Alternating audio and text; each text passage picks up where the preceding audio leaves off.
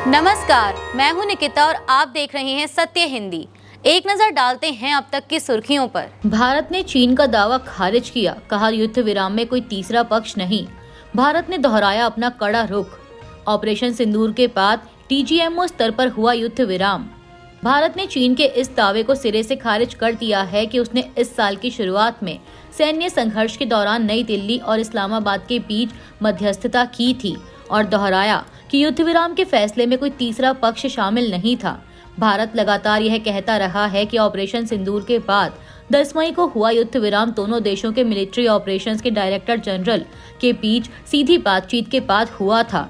India today की एक report के मुताबिक सूत्रों ने बताया कि हमने पहले ही ऐसे दावों का खंडन कर दिया है। भारत और पाकिस्तान के बीच द्विपक्षीय मुद्दों पर किसी तीसरे पक्ष की कोई भूमिका नहीं है। हमारा रुख पहले भी कई बार साफ किया जा चुका है कि भारत पाकिस्तान युद्ध विराम पर दोनों देशों के टीजीएमओस के बीच सीधे सहमति बनी थी। चीन ने भारत और पाकिस्तान तनाव में मध्यस्थता का दावा किया। भारत पहले ही तीसरे पक्ष की भूमिका खारिज कर चुका है। ऑपरेशन सिंदूर के दौरान चीन और पाकिस्तान सैन्य सहयोग पर उठे सवाल। अमेरिका के बाद अब चीन ने भी भारत पाकिस्तान तनाव में मध्यस्थता का दावा किया है। चीनी विदेश मंत्री वांग यी ने बीजिंग में कहा कि मई में भारत और पाकिस्तान के बीच हुए तनाव को कम कराने में चीन ने भूमिका निभाई। हालांकि भारत पहले ही साफ कर चुका है कि ऑपरेशन सिंदूर के बाद हालात टीजीएमओ स्तर की सीधी वार्ता से सुलझे थे और किसी तीसरे देश की कोई भूमिका नहीं थी। मई में पहलगाम आतंकी हमले के बाद भारत ने पाकिस्तान और पीओके में आतंकी ठिकानों पर कार्रवाई की थी। इसी दौरान चीन की पाकिस्तान को सैन्य मदद को लेकर भी सवाल उठे थे। बावजूद इसके वांग यी ने भारत और चीन के रिश्तों में सुधार की बात भी कही। नए साल से पहले टोंक में बड़ी साजिश नाकाम। कार से 150 किलो अमोनियम नाइट्रेट बरामद। टोंक पुलिस की डिस्ट्रिक्ट स्पेशल टीम ने 2 लोगों को किया गिरफ्तार। नए साल की पूर्व संध्या पर एक बड़ी सुरक्षा चिंता बुधवार को सामने आई, जब टोंक पुलिस की डिस्ट्रिक्ट स्पेशल टीम ने 2 लोगों को गिरफ्तार किया और उनकी कार से 150 किलो विस्फोटक जब्त किया। पीटीआई की रिपोर्ट के मुताबिक टोंक पुलिस की डिस्ट्रिक्ट स्पेशल टीम ने 2 आरोपियों सुरेंद्र पटवा और सुरेंद्र मोची को गिरफ्तार किया है और उनकी कार से 150 किलो अमोनियम नाइट्रेट बरामद किया गया। अधिकारियों ने बताया कि यह विस्फोटक यूरिया खाद की बोरियों में छिपाकर रखा गया था। आरोपी कथित तौर पर इसे बूंदी से टोंक सप्लाई करने के लिए ले जा रहे थे। पुलिस ने विस्फोटक के अलावा 200 कारतूस और 1100 मीटर लंबे सेफ्टी फ्यूज तार के 6 बंडल भी जब्त किए। कार को भी कब्जे में लिया गया। डीएसपी मृत्युंजय मिश्रा ने बताया कि यह कार्रवाई खुफिया सूचना के आधार पर की गई और आरोपियों से पूछताछ जारी है। पुलिस यह भी जांच कर रही है कि क्या यह विस्फोटक अवैध खनन या अन्य अपराधों में इस्तेमाल होने वाला था। मीडिया रिपोर्ट्स के मुताबिक अमोनियम नाइट्रेट का इस्तेमाल हाल ही में दिल्ली के लाल किले के पास हुए विस्फोट में भी हुआ था। नए साल से पहले गिग वर्कर्स हड़ताल पर उतर आए हैं। स्विगी, जोमेटो समेत कई कंपनियों के ऐप बंद कर काम रोका जाएगा। वर्कर्स ने 10 मिनट डिलीवरी व्यवस्था को हटाने की मांग की। नए साल की पूर्व संध्या पर देश भर के डिलीवरी करने वाले गिग वर्कर्स हड़ताल पर उतर आए हैं। Swiggy, Zomato, Zepto, Blinkit, Amazon और फ्लिपकार्ट जैसी कंपनियों से जुड़े हजारों डिलीवरी पार्टनर बुधवार को ऐप बंद करके काम रोक रहे हैं। इससे नए साल की पार्टी में खाना और तमाम तरह के जरूरी सामान ऑर्डर करने वालों को काफी परेशानी हो सकती है, क्योंकि 31 दिसंबर इन कंपनियों के लिए सबसे व्यस्त दिन होता है। इससे पहले क्रिसमस पर भी ऐसी ही हड़ताल की गई थी, जिसमें डिलीवरी सेवाएं प्रभावित हुई थी।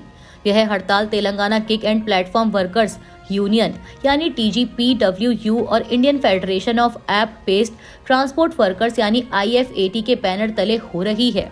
IFAT ने केंद्रीय श्रम मंत्री मनसुख मंडाविया को लिखे एक पत्र में असुरक्षित 10 मिनट की डिलीवरी व्यवस्था पर रोक लगाने, सही मजदूरी देने, हाल ही में लागू नए श्रम कानूनों के तहत कंपनियों को नियमों में लाने और यूनियन बनाने तथा मोलभाव करने के अधिकार को मान्यता देने की मांग की है। वहीं TGPWU के नेता शेख सलाउद्दीन ने कहा कि उनकी मुख्य मांग है कि प्लेटफॉर्म कंपनियां 10 मिनट डिलीवरी का विकल्प पूरी तरह हटा दें, क्योंकि इससे वर्कर्स पर बहुत दबाव पड़ता है और दुर्घटनाएं बढ़ती हैं।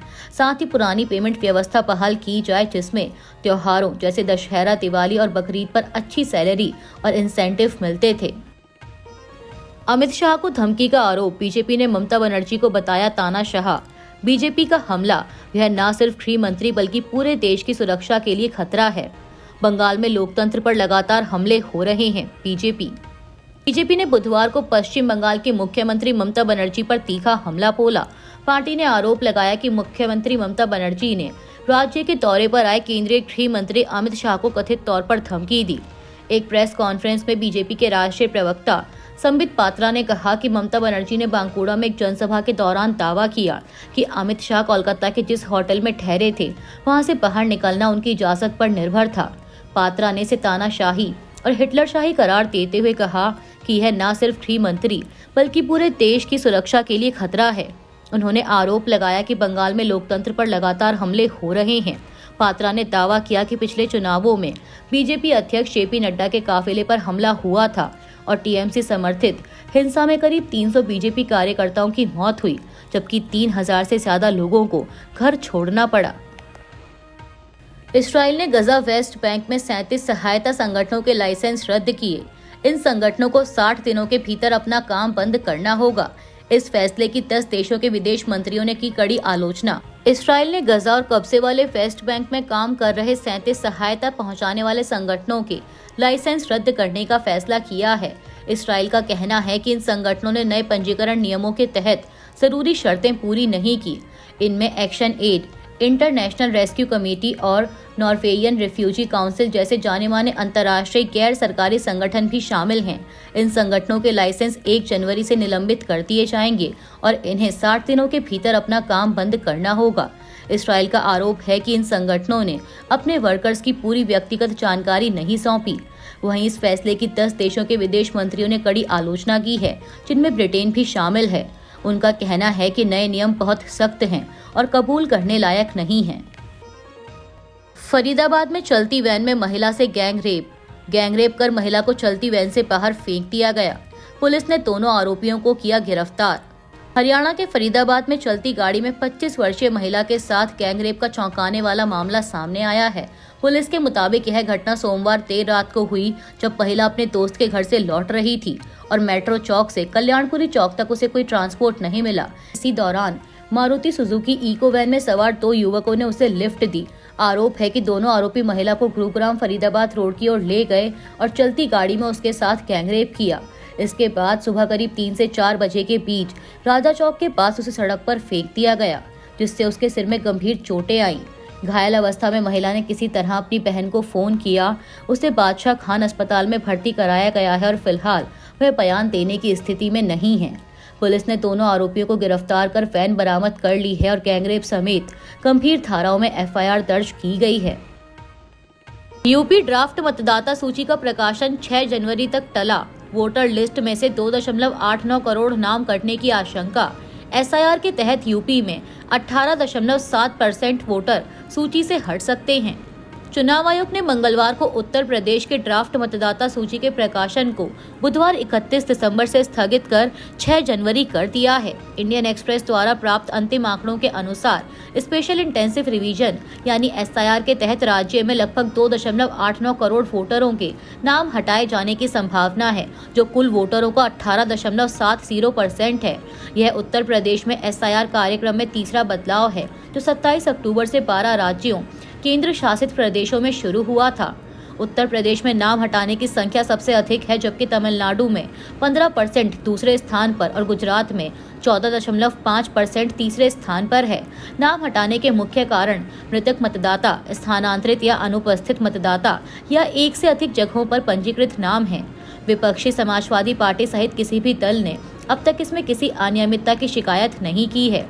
उत्तर प्रदेश के मुख्य निर्वाचन अधिकारी नवदीप रिनवा ने बताया कि ड्राफ्ट रोल के प्रकाशन में देरी का कारण 15,030 नए बूथों का बनाया जाना है। बंगाल चुनाव से पहले घुसपैठ का मुद्दा खड़ा करने की कोशिश। अमित शाह बोले, घुसपैठियों को चुन चुनकर निकालेंगे। अमित शाह के दावे पर उठे सवाल। पश्चिम बंगाल में विधानसभा चुनाव से पहले घुसपैठिए का मुद्दा खड़ा करने की कोशिश हो रही है। बंगाल के दौरे पर पहुंचे गृह मंत्री अमित शाह ने कहा कि अगर बीजेपी की सरकार बनी तो हर घुसपैठिए को चुन चुनकर बाहर निकाल देंगे और घुसपैठ पूरी तरह खत्म कर देंगे। लेकिन इस दावे पर भी सवाल उठ रहे हैं, और वो इसलिए क्योंकि पिछले 10 साल में मोदी सरकार के होने और खुद अमित शाह के गृह मंत्री रहने के दौरान घुसपैठियों के खिलाफ कार्रवाई उस तरह की नहीं रही। आंकड़े बताते हैं कि मनमोहन सरकार में करीब 88,000 घुसपैठियों को बाहर निकाला गया था, लेकिन मोदी सरकार में यह संख्या काफी कम है। असम में 2019 के नेशनल रजिस्टर ऑफ सिटीजन्स से बाहर हुए करीब 19 लाख लोगों को 6 साल बीत जाने के बाद भी नहीं निकाला जा सका। तो अब ऐसे में सवाल उठ रहे हैं कि क्या बंगाल से घुसपैठियों को बाहर निकालने का शाह का वादा सिर्फ जुमला है। देश के सबसे स्वच्छ शहर इंदौर में जहरीला पानी, दूषित पानी से 8 मौतों का दावा, 100 से ज्यादा बीमार। जांच कमेटी गठित की गई, 2 अधिकारी निलंबित। देश के सबसे स्वच्छ शहर होने का लगातार पुरस्कार पा रहे मध्य प्रदेश के इंदौर में दूषित पानी पीने से झकझोर देने वाला कांड सामने आया है। भागीरथपुरा इलाके में अब तक 8 लोगों की मौत और 100 से ज्यादा लोगों के बीमार होने की खबर है। हालांकि जिला प्रशासन ने 3 मौतों की ही पुष्टि की है। बीते 4-5 दिनों से उल्टी, दस्त और बुखार के मामलों में अचानक बढ़ोतरी हुई, जिससे बड़ी संख्या में लोगों को अस्पताल में भर्ती कराना पड़ा। स्थानीय लोगों का आरोप है कि लंबे समय से बदबूदार और गंदा पानी सप्लाई हो रहा था, लेकिन शिकायतों पर ध्यान नहीं दिया गया। जांच में पेयजल पाइपलाइन के शौचालय के पास लीकेज सामने आया है, जिससे पानी दूषित होने की आशंका है। सरकार ने 3 सदस्यीय जांच समिति बनाई है और लापरवाही के आरोप में 2 अधिकारियों को निलंबित व 1 की सेवा समाप्त कर दी गई है। पानी के सैंपल जांच के लिए भेजे गए हैं और टैंकरों से जल आपूर्ति की जा रही है। सोशल मीडिया पर नफरती वीडियो से बढ़ा सांप्रदायिक तनाव, हिंसा के खुले आह्वान के कई video viral.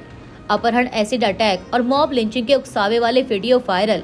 Social media platform x पर हाल ही में सामने आए 4 वीडियोस ने देश में बढ़ते सांप्रदायिक तनाव को लेकर गंभीर चिंता पैदा की है। इन वीडियोस में मुसलमानों के खिलाफ अपहरण, एसिड अटैक, आत्मघाती दस्ते और मॉब लिंचिंग जैसी हिंसक बातों को खुलकर उकसाया गया है।